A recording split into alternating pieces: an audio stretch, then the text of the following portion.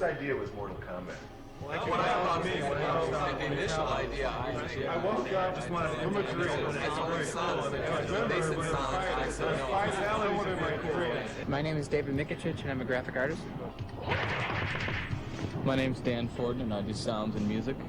And tell people.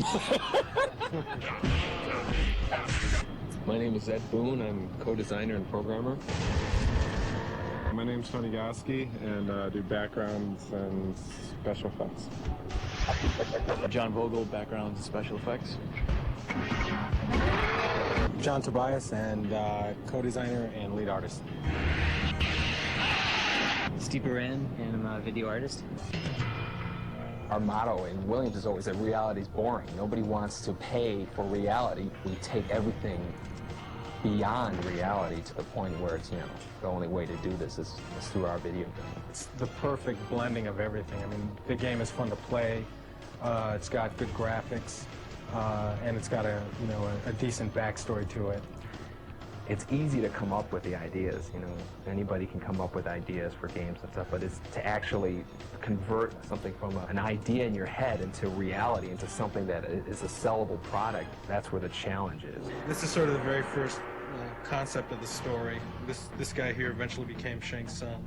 The mystique and all that whole feeling of it was really, the foundation of that was really what John Tobias kind of envisioned. One thing Mortal Kombat does for all of us is it puts you in a mood or puts you in a setting where you're sort of able to create things that are surreal. Mortal Kombat 1 took place more, on an earthly environment, in an Asian type of setting. In part 2, we knew that we were going to send our characters to sort of a different world, and so the door was completely open for us to kind of interpret that in any way we wanted. Mortal Kombat 3 has so much hidden stuff, it's just endless, just the amount of stuff that we packed in there. Okay, come on. I don't know if I should be telling you this, but I'm going to show you a move, okay? Listen. If you go back, forward, back, and then down, and then push the run button. And if you do that really fast, I'll be your friend forever. The button and joystick combinations were the expected. Everybody would start looking for them immediately. And that's when I believe Ed came up with this whole sort of combination lock system. There's 6 little boxes, 3 of which are controlled by player 1, 3 of which are controlled by player 2. Try different combinations of those 6. There's a million possible combinations to see what can be unlocked in the game. And then there's John Vogel. He did backgrounds for part 1. He did some stop-motion animation stuff for part 2, and he did some backgrounds in part 3. He worked on backgrounds along with Tony Goski. Tony's probably one of the most respected artists in this department. He's probably, probably one of the best artists in any industry. And he conceptualizes backgrounds as well. This is the Soul Chamber, and this is where the Soulnado. He never ceases to amaze us. Steve Baran worked on Mortal Kombat 3. That was the first one he worked on, and he did the character graphics for John Tobias. I like doing stuff that's actually kind of shocking. Not so much violent or anything, but just stuff that gets a reaction. Dave Mikic, he's like our resident 3D expert. He kind of got everybody up to speed on doing 3D stuff, and he can crank out anything using a 3D program faster than anybody in the world. It's important for Mortal Kombat fans. Dan shows you cool stuff every couple of days. He just comes in and you go, great, this is awesome. And he's a lot like Ed, where I just have this confidence that, he's going to go away and come back with something spectacular. That's the Johnny Cage Nut Crunch, I believe. Didn't someone make a candy bar, Johnny Cage Nut Crunch bar? John Tobias and some of the other guys from the Mortal Kombat team happened to just come up to me and, kind of poke on my arm and say, do you want to do a character? And I said, oh no, can I do a character? He said, yeah, I'd love to have you. People don't realize that there is a lot of work done in the actual characters and their costume. I've never asked John for a character that looks like something. He shows me something and says, what do you think of that? And I go, that's great. See, the inspiration, I think, for a lot of the characters comes from all over the place. I mean, they come from movies I've seen when I was a kid. They come from books I've read. I mean, everybody gets inspiration from somewhere. I started out with NBA Jam as a cheerleader, and then I went to Revolution X as Mr. Helga, and they asked me to do Mortal Kombat. They needed a new Sonya. I said, sure, I'd love to do it. Pizza man. When I was a character here, that sort of like funded me going to school because I wanted to be an artist like all my life. As with all the Mortal Kombat games, the characters are definitely the most interesting of any fighting game. Hey, get out of here, man. It's supposed to be Between Sector and Raiden, who would win? Sector's got it. Raiden would win. Sector's got it in the bag. Raiden would Don't win. even try to. That's totally got it in the bag. Sector can tell me. No, get your hand out. We're going to settle this outside, man. Oh, I'm in for it now, buddy. Come on, pal. Come on. Well, let's see, a character would probably first start with me sitting down, staring at a blank wall for a little while, and then after a while, something will hit me and I'll just start sketching around different ideas.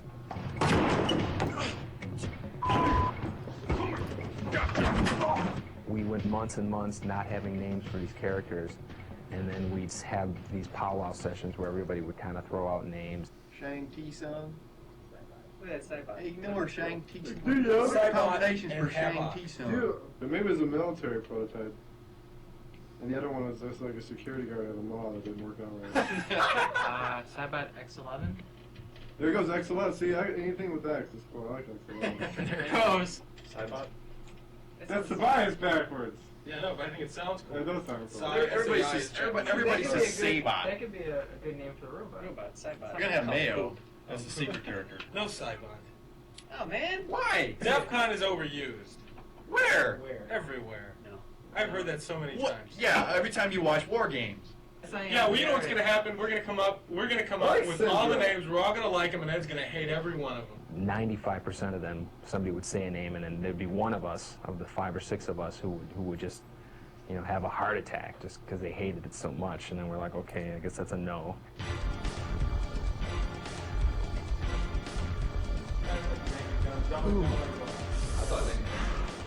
That's good. Don't show that to the When we started filming a character, we'd get into work probably roughly around 10 o'clock, and usually the whole filming process takes, all day. Oh, an average day of a 14-hour shoot. Let's see. Well, we came in and got into makeup. It didn't take too long for Sonya. She doesn't wear much. And then we have a list, a huge list of animations, kicks, punches, uppercuts, and then the special moves and stuff. And we basically go down that list, capturing every single frame of them performing these moves. Hi, Raiden. Hi, Sector. 1, 2, back.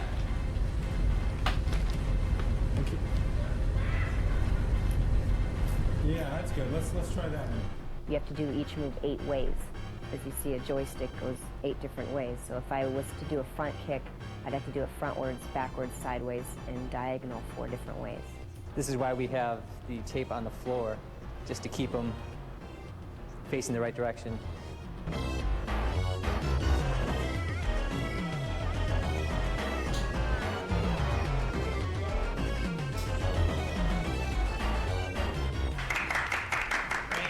Here's the camera that takes in the signal.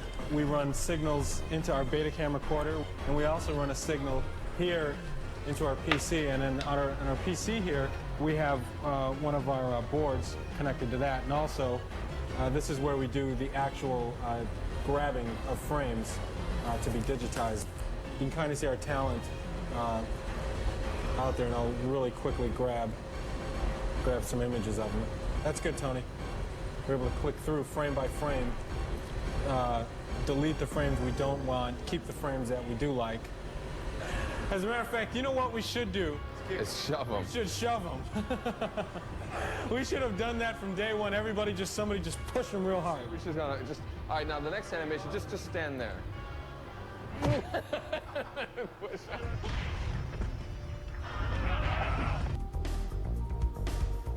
The day that we spend filming is probably, you know, like 2% of the entire amount of time that has to be devoted into doing it. Once we get the digitized image, it's a lot like painting.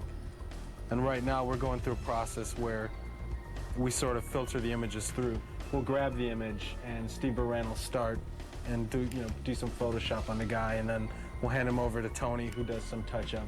And then it gets passed over to me, and then I do some of this more detailed touch-up, and then I give it back to Steve, and he kind of separates the different colors and creates the different palettes, and then we give it back to Tony, and he does the final touch-up and stuff and gets it ready for the game.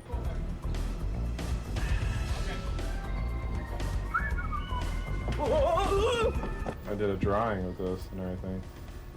In 3D, you can make it any size and any lighting, any angle you wanted. Dave Michich did this, the 3D version. It's just ornamental, you know, it's just like kind of a really neat background thing. But I was telling Ed about the story, like it's a soul cage. I'm working on a friendship move for our Shigoro character. That's her tentative name. She doesn't have a real name yet. Her move is she's going to turn around and she's going to pull out sort of plates and little sticks, and she spins the plates and the sticks and balances them on her hand, and she does this with her back towards you. Shiva wins. Friendship. This is Shang Tsung morphing into the robot ninja, who we call Ketchup right now, because right now there's a red guy and there's a yellow guy, so we call them Ketchup and Mustard. But they will have real names later on.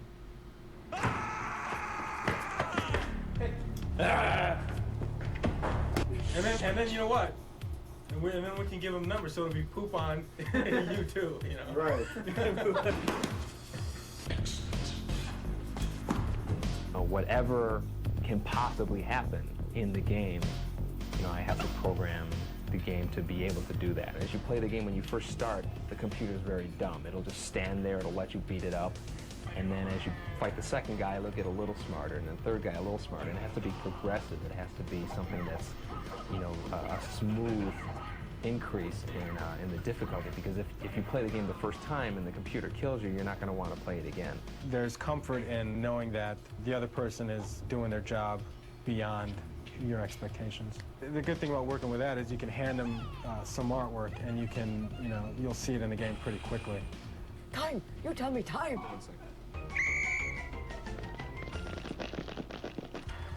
Well, we test the games.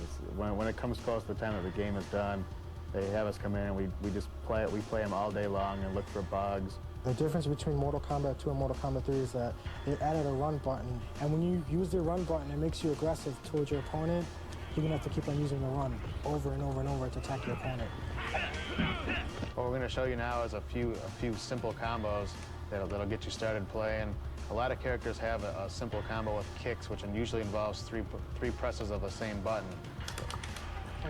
Like Cyrax has, you press high kick twice and then back and high kick for the final hit. He does 3 hits and knocks the opponent away. My favorite move would probably be Kano's chokehold. It'll be down towards low punch.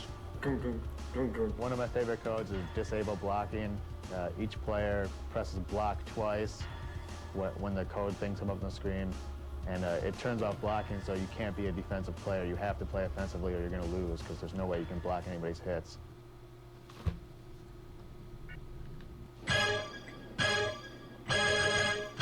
This is the sound area. This is where they make all the sounds for the games.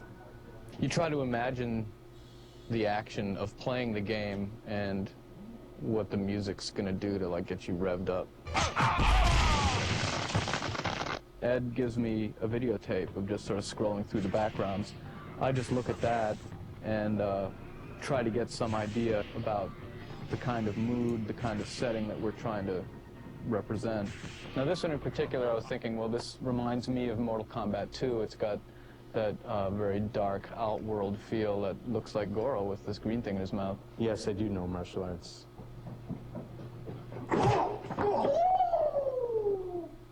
Kung Fu. I try to get a rhythm going and then fill it out with harmony. Toasty! Toast, toast, toasty! It evolved from your toast. That's Ed Boon, pitched down a few semitones. So, I mean, in the movie, he's Scorpion. You'll see in the credits, Ed Boon voiced with Scorpion. Feel the power of Shao Kahn. You know, Shao Kahn was played by Steve Ritchie, who is the king, as we all know him. Pinball designer. Flawless victory. Basically, everyone has a set of speech calls for attacking, you know, punching, getting hit, you know, getting hit in the face, getting hit in the body.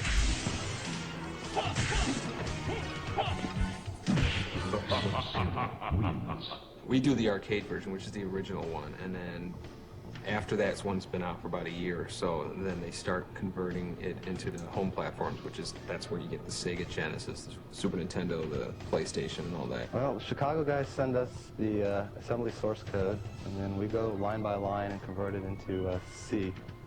They also drop shipped us all the original artwork that they did, all the finished artwork that went into the game and their file formats, and then it's up to us to rip it out and figure out what file format would be best to use on our PlayStation and convert it down and make it work. We have one piece of hardware that has a particular size of RAM and a CD-ROM, which is in the machine. And so what you have to do is you have to decide what chunks of sound data have to come off of the CD-ROM into the RAM of the machine, and at one point in the game. The quality on the PSX is better. It's stereo 44:1 sound, just like you'll buy in any music store, CD shop. Right. It's the same stuff. One of the most amazing things I think we found in the game that we couldn't believe was the fact that Shiva was a stop-motion puppet. When we were originally just looking at the artwork, we were just saying there's no way. I mean, we see like muscles rippling. It looks like her face is changing. It just looked too real. One of the codes, if you, on the briefcase screen, if you push the third symbol down one, you'll get a new exclusive PSX code. Don't think we're going to tell you what it is. We'll just let find out on your own. Who's the best? Who's the best? Who's the best? Man, who's the best, man? You're the best, man. No, man. You're the best, man. Ray's the best. Ray's the coolest. No, man. Ray disappears and he's like flying. He's gonna teleport. It's all an illusion. It's all an illusion.